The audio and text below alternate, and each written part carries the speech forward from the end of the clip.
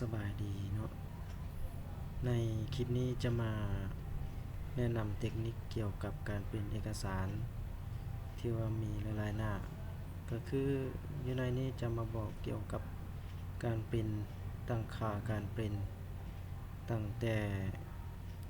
หลังกลับมาหาหน้าเพื่อให้มีความสะดวกเนาะความสะดวกในการจัดเอกสารจะเป็นในนั้นก็ให้เฮาไปติดตามแล้วเนาะอันดับทำอิฐก็คือให้เฮาไปเข้าไปที่เอกสารของเฮาที่กำหนดไว้แล้วที่เฮาอยากปริ้นนะอันดับทำอิฐแล้วแม่นเฮาไปที่ไฟล์เนาะไฟล์เข้าไปไฟล์หลังจากนั้นมาที่ปริ้นเนาะที่ปริ้นแล้วก็ให้เฮามากำหนดหน้าเนาะว่าจะให้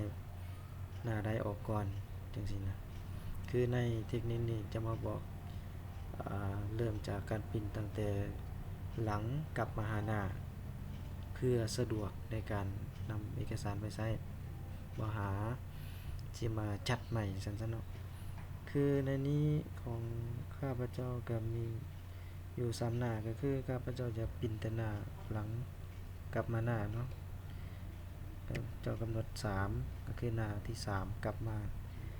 หาหน้า1จังซี่แล้วก็ปริ้นได้เลยในกรณีหนึ่งเนาะก็บรรดาเพื่อนๆที่ใส่ปรินเตอร์ที่ว่ามีพิมพ์จากหลังหาหน้าก็สามารถตั้งค่าได้เลยคือตัวอย่างข้าพเจ้าใส่ Epson L3150 จังซี่ก็มีมาให้แล้วเนาะก็คือมีแต่ไม้ติ๊กถืออยู่ย้อนจากหลังเนาะแล้วก็โอเคพิมพ์ได้เลยจังซี่นะสำหรับคลิปนี้ก็บ่มีหยังหลายเนาะมีแต่มาแนะนำเทคนิคการเป็นเอกสารจากหลังกลับมาหาหน้า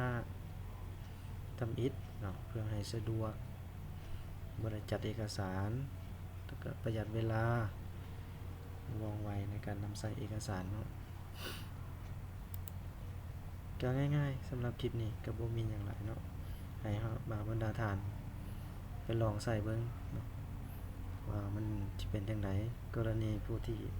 บ่ทันรู้เกี่ยวกับการนำใช้วิธีนี้ก็สามารถนำใช้ได้เนาะผู้ใดที่รู้แล้วก็